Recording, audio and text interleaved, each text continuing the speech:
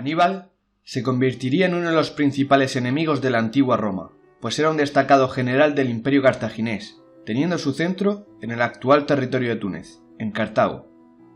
Este imperio ocupaba el norte de África, el sur de la península ibérica y las islas de Córcega y Cerdeña. El Imperio cartaginés, desde mediados del siglo III a.C., se disputaría el control del Mediterráneo occidental con la potencia romana. Aníbal, en el 221 a.C., accedió a la jefatura de los ejércitos de Cartago y difundió el poder de Cartago por parte de la península ibérica, originando así los enfrentamientos con Roma.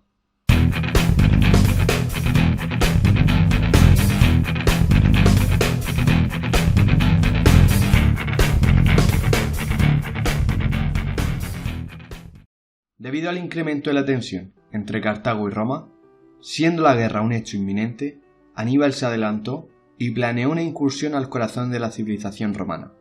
Así, en el año 218 a.C., saldría a la península ibérica con más de 100.000 soldados y 37 elefantes. Cruzaría los Pirineos, el sur de la Galia, y tras casi medio año de viaje, llegaría a los Alpes.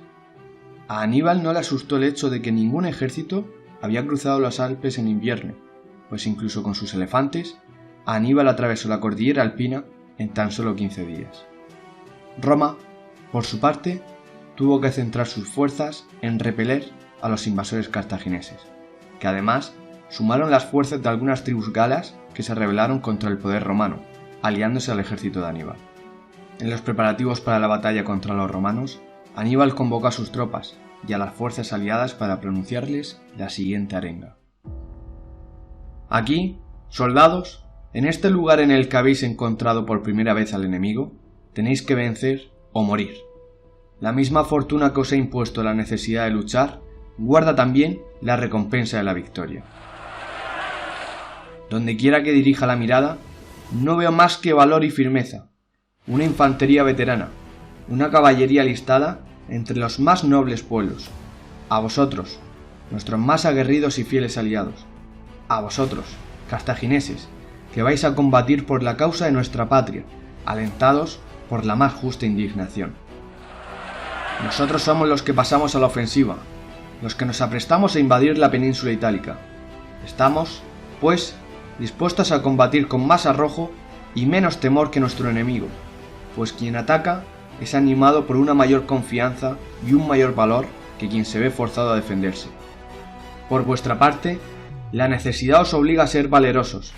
Tenéis que optar con decisión por la victoria o la muerte, y debéis vencer, o si la fortuna os es desfavorable, habéis de enfrentar la muerte en la batalla, antes que en la huida.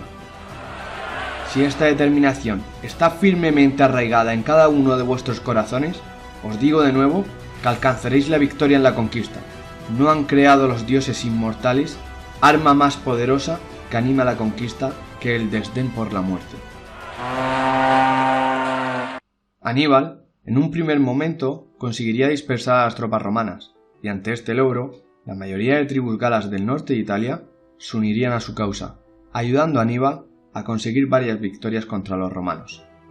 Posteriormente, Roma optaría por evitar las batallas a campo abierto, intentando practicar una guerra de desgaste, llamando a esta estrategia con el nombre de Fabiana, por su creador, Fabio Máximo.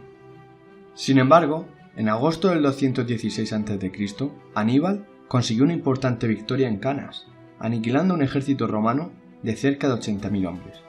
No obstante, después de esta victoria, los romanos volverían a su estrategia de guerra de desgaste, a la vez que Aníbal perdía apoyo logístico de Cartago o de sus aliados itálicos. En el 203 a.C., Aníbal fue convocado a Cartago para que dirigiera la defensa contra un ejército romano que pretendía la invasión. En octubre del 204, se enfrentaría al gran Escipión el Africano, en Zama, actual Túnez, donde los romanos alcanzaron una rotunda victoria contra los cartagineses. Tras la guerra, Aníbal fue partícipe en la política de Cartago y Roma exigió su rendición, pero Aníbal se marchó al exilio en el 195 a.C., prestando su servicio a reinos de Asia Menor. Es más, el rey de Bitinia sería convencido para entregar a Aníbal a los romanos, pero antes de que lo capturasen, Aníbal decidió acabar con su vida, terminando así la historia de uno de los generales militares más importantes de la historia antigua. Si te ha gustado el vídeo, no olvides dejar un like y suscribirte para estar atento a los siguientes. Muchas gracias.